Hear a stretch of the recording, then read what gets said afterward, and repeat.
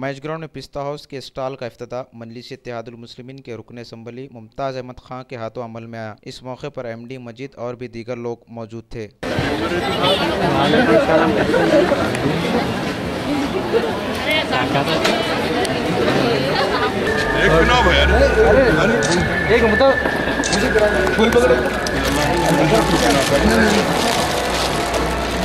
भाई आपका flash.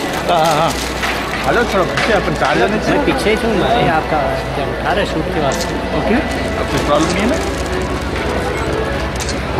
Right, एक मिनट, सब जन आ जाओ पहले। इधर इधर इधर इधर इधर इधर